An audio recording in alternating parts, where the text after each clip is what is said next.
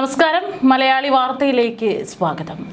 4 മാസത്തിനിടെ 10 കേസുകളിലായി 22 പേർക്ക് വധശിക്ഷ വിധിച്ച ജഡ്ജി. ഉത്തർപ്രദേശിലെ മുസാഫർ നഗർ അഡീഷണൽ ജില്ലാ സെഷൻസ് ജഡ്ജി രവികുമാർ ദിവാകറിന്റെ കോടതിയിൽ നിന്നിപ്പോൾ ഭയന്ന് 100ഓളം കൊലപാതക കേസുകൾ മാറ്റിയെന്നുള്ള വാർത്തയാണ് പുറത്തുവരുന്നത്. ഫാസ്റ്റ് ട്രാക്ക് കോടതി നമ്പർ 3 അധ്യക്ഷനായ രവികുമാർ ദിവാകറിന്റെ പക്കൽ വിചാരണയിലുണ്ടായിരുന്ന വധശിക്ഷയോ ജീവപര്യന്തമോ ലഭിക്കാവുന്ന കേസുകളാണ് മേൽക്കോടതിയുടെ നിർദ്ദേശപ്രകാരം ഇപ്പോൾ മാറ്റിയിരിക്കുന്നത്.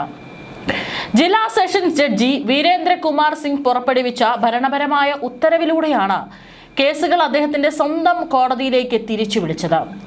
ജഡ്ജി രവികുമാർ ദിവാകറിന്റെ കോടതിയിൽ നിന്ന് തങ്ങൾക്ക് പരമാവധി ശിക്ഷയായ വധശിക്ഷ ലഭിച്ചേക്കുമെന്ന ശക്തമായ ആശങ്ക അഭിഭാഷകരും കക്ഷികളും ഉന്നയിച്ചിരുന്നതായി മുസാഫർ നഗർ ജില്ലാ ബാർ അസോസിയേഷൻ പ്രസിഡന്റ് പ്രമോദ് ത്യാഗി വ്യക്തമാക്കുന്നു. ഇതേ തുടർന്നാണ് ഭൂരിഭാഗം തർക്ക കേസുകളും മാറ്റാൻ തീരുമാനമായത്. കേസ് വിചാരണ ഏത് കോടതിയിലേക്ക് മാറ്റണമെന്ന് തീരുമാനിക്കുന്നത് ജില്ലാ ജഡ്ജിയുടെ അധികാര പരിധിയിൽപ്പെടുന്ന കാര്യമാണെന്നും ഇത് സാധാരണയായി നടക്കുന്ന ഭരണപരമായ നടപടി മാത്രമാണെന്നും അദ്ദേഹം കൂട്ടിച്ചേർത്തു. 46-കാരനായ ജഡ്ജി രവികുമാർ ദിവാകർ 2025 നവംബർ മുതലാണ് മുസാഫർ നഗറിൽ അഡീഷണൽ ജില്ലാ സെഷൻസ് ജഡ്ജിയായി സേവനമനുഷ്ഠിച്ചു വരുന്നത്. 2009 അസംഗഡിൽ അഡീഷണൽ സിവിൽ ജഡ്ജിയായി ഔദ്യോഗിക ജീവിതം ആരംഭിച്ച അദ്ദേഹം സുൽത്താൻപൂർ, ബുധൌൺ, വാരണാസി, ബറേലി തുടങ്ങിയ സ്ഥലങ്ങളിലും സേവനമനുഷ്ഠിച്ചിട്ടുണ്ട്. ബികോമും LLM-ഉം പൂർത്തിയാക്കിയ ലക്നൗ സ്വദേശിയായ ഇദ്ദേഹം ബറേലിയിൽ സേവനത്തിലിരിക്കെ 13 വധശിക്ഷകൾ വിധിച്ചിരുന്നു.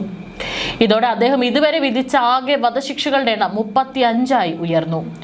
നേരത്തെ വാരണാസിയിൽ സിവിൽ ജഡ്ജിയായിരിക്കെ രാജ്യശ്രദ്ധ നേടിയ ഗ്യാൻവാബി പള്ളി സമുച്ചയത്തിൽ വീഡിയോഗ്രാഫിക് സർവേ നടത്താൻ ഉത്തരവിട്ടതിലൂടെയാണ് രവികുമാർ ദിവാകർ ദേശീയ തലത്തിൽ പ്രശസ്തനായത്. പിന്നീട് മുസാഫർ നഗറിലെത്തിയ ശേഷമുള്ള അദ്ദേഹത്തിന്റെ വിധികൾ വീണ്ടും നിയമവൃത്തങ്ങളിലും മാധ്യമങ്ങളിലും വലിയ ചർച്ചയായി മാറുകയായിരുന്നു. തട്ടിക്കൊണ്ടുപോകൽ, കൊലപാതകം, കവർച്ച തുടങ്ങിയ ഗുരുതര കുറ്റകൃത്യങ്ങളിൽ ഉൾപ്പെട്ട കേസുകളിലാണ് ഇദ്ദേഹം അപൂർവങ്ങളിൽ അപൂർവമെന്ന് ചൂണ്ടിക്കാട്ടി കടുത്ത ശിക്ഷകൾ വിധിച്ചത്.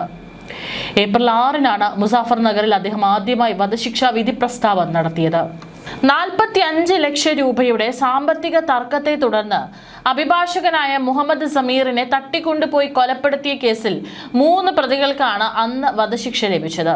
തുടർന്ന് ഏപ്രിൽ 28-ന് 2019 ഒരു കൊലപാതക കേസിൽ ഒരു സ്ത്രീക്കും അവരുടെ 3 ആൺമക്കൾക്കും അദ്ദേഹം വധശിക്ഷ വിധിക്കുകയുണ്ടായി. മെയ് 30-ന് 2011 നടന്ന സ്ത്രീയുടെയും 6 വയസ്സുകാരനായ മകന്റെയും വധത്തിൽ 50-കാരനായ റഹീസിന് വധശിക്ഷ നൽകിയ കോടതി കേസ് അപൂർവങ്ങളിൽ അപൂർവമെന്നും വിശേഷിപ്പിച്ചു. തുടർന്ന് ജൂൺ 20-ന് രാജേന്ദ്ര സൈനി കൊലപാതക കേസിൽ ഗജേന്ദ്ര, രാക്കിരൺ എന്നിവർക്കും കോടതി മരണശിക്ഷ ഉറപ്പാക്കി. ജൂലൈ 2-ന് കൃത്യനിർവഹണത്തിനിടെ ഹോംഗാർഡ് രതിറാമിനെ കുത്തിക്കൊലപ്പെടുത്തിയ ദീപക് എന്ന പ്രതിക്കും അപൂർവങ്ങളിൽ അപൂർവമെന്ന നിരീക്ഷണത്തോടെ വധശിക്ഷ നൽകി. ജൂലൈ 6-ന് 2010-ലെ രാജ്ബീർ സിംഗ് വധക്കേസിൽ മുൻ ഗ്രാമപ്രധാനിയായ പ്രമോദിനും സഹായി സഹദേവിനും വധശിക്ഷ വിധിക്കപ്പെട്ടു. ജൂലൈ 17-ന് 2011 ഷാംലിയിൽ കവർച്ചാ ശ്രമത്തിനിടെ കർഷകനായ രാജ് സിംഗിനെ കൊലപ്പെടുത്തിയ കേസിലെ 4 പ്രതികൾക്കും വിധി സമാനമായിരുന്നു.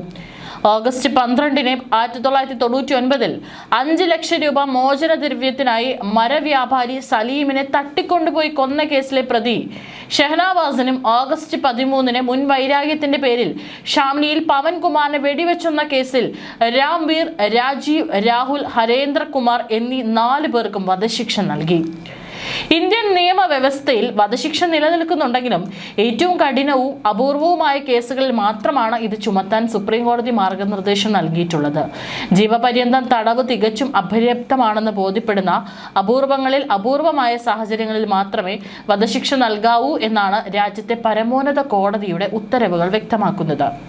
ഒരു വിചാരണ കോടതി അല്ലെങ്കിൽ സെഷൻസ് കോടതി വധശിക്ഷ വിധിച്ചാലും അത് നേരിട്ട് നടപ്പിലാക്കാൻ കഴിയില്ല. ഭാരതീയ നാഗരിക് സുരക്ഷാ സംഹിത പ്രകാരം സെഷൻസ് കോടതികൾ പുറപ്പെടുവിക്കുന്ന ഏത് വധശിക്ഷയും പ്രാബല്യത്തിൽ വരണമെങ്കിൽ അത് ഹൈക്കോടതികളുടെ അംഗീകാരം അനിവാര്യമാണ്. ഹൈക്കോടതി കുറ്റകൃത്യവും ശിക്ഷയും പുനഃപരിശോധിച്ച ശേഷം മാത്രമേ അന്തിമ തീരുമാനം എടുക്കുകയുള്ളൂ. അതുകൊണ്ട് തന്നെ മുസാഫർ നഗറിലെ വിചാരണ കോടതി രവികുമാർ ദിവാകറിലൂടെ വിധിച്ച വധശിക്ഷകളെല്ലാം ഇനി അലഹാബാദ് ഹൈക്കോടതിയുടെ പരിഗണനയ്ക്ക് വിധേയമാക്കും. പ്രതികൾ നൽകുന്ന അപ്പീലുകൾക്കൊപ്പം ഹൈക്കോടതി ഇവ പരിശോധിച്ച ശേഷമായിരിക്കും വധശിക്ഷ ശരിവെക്കണോ അതോ ഭേദഗതി വരുത്തണോ എന്ന് തീരുമാനിക്കുക.